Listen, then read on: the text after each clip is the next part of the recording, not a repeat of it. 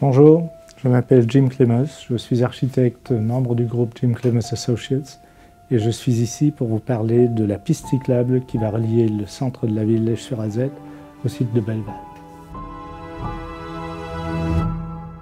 La ville d'Esch-sur-Alzette, il faut la comprendre comme une ville qui s'est développée avec une topographie assez marquée, mais aussi 3 sites industriels qui ont fortement marqué la ville dans son développement. Un tout petit site ici sur la frontière avec la France, le deuxième site qui est la Metze-Schmelz, et puis le troisième site qui est Belleval en fait. Cette couronne a en fait encerclé la ville et la ville ne pouvait s'étendre, s'épanouir au-delà de cette ceinture, parce que la ceinture est formée non seulement de la production mais aussi des déchets, donc en fait les crassiers qui sont développés autour de ces sites industriels, comme ici. Voire ici en haut. Donc tout ça fait que la ville était encerclée et ce site de Belleval est en fait au-delà de cette ceinture, donc au-delà de cette liaison directe d'une ville.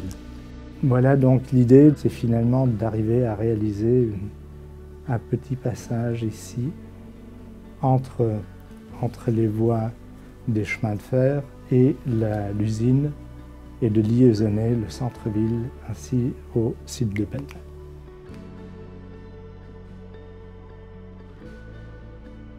Ce couloir de liaison en fait est très étroit et comme vous le voyez, en fait entre les rails, au fond la gare de Belleval et d'un autre côté le site industriel, il y a très peu de terrain, très peu d'emprise au sol, ce qui nous a amené plutôt à accrocher la passerelle, ce passage cyclistes et piétons dans l'air, c'est-à-dire là où c'était possible, on l'a monté sur des socles en béton, et là où on voulait, parce que c'est le peu de végétation qui reste sur tout ce tronçon, ces quelques arbres qu'on a voulu absolument sauvegarder, on s'est permis de créer des mâts et d'accrocher la passerelle en dessous de ces mâts.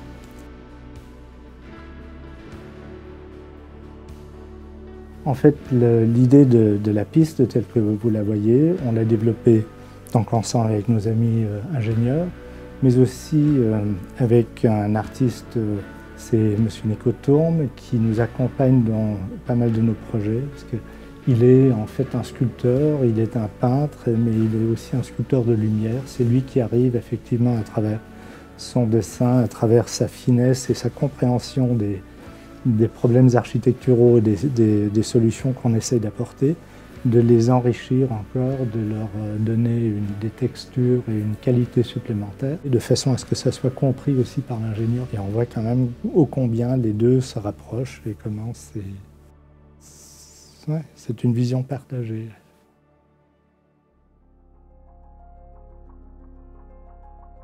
En fait, vous voyez là le tronçon qui, lui, à peu près 1 km, 1,2 km, qui relie donc Esch-sur-Alzette à Belleval. Donc, c'est un tronçon qui raconte différentes histoires.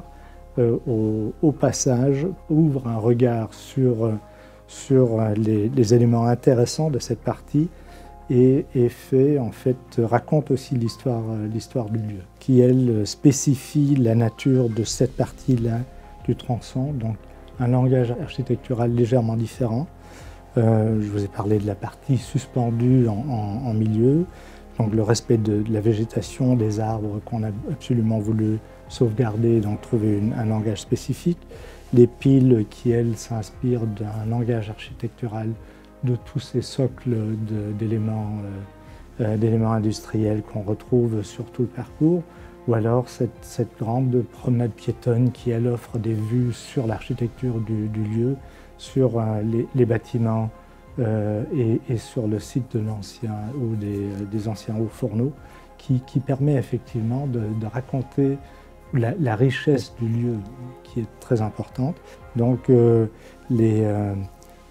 tronçon, surtout pour le piéton, sera un passage très intéressant dans l'histoire de la ville et dans l'histoire du développement du site. C'est en fait fascinant de pouvoir, pour une fois, traiter un projet qui, lui, prend ses distances par rapport à un réseau routier existant. Ici, effectivement, on prend ses distances, on est dans un domaine totalement différent. Et je crois que c'est une piste cyclable, c'est une piste piétonne, mais c'est aussi une piste vers l'avenir. C'est-à-dire que notre mobilité, elle devra changer, la façon de bouger. Et ce projet est extrêmement intéressant et important aussi dans le mind mapping. Si on veut rapprocher la ville, l'université, ce monde de Belleval avec le monde de la ville, on a absolument besoin d'un passage beaucoup plus fluide, beaucoup plus direct. Et c'est ceci que va offrir cette passerelle qui, espérons, on va voir se terminer en fin d'année, tout début de l'année prochaine.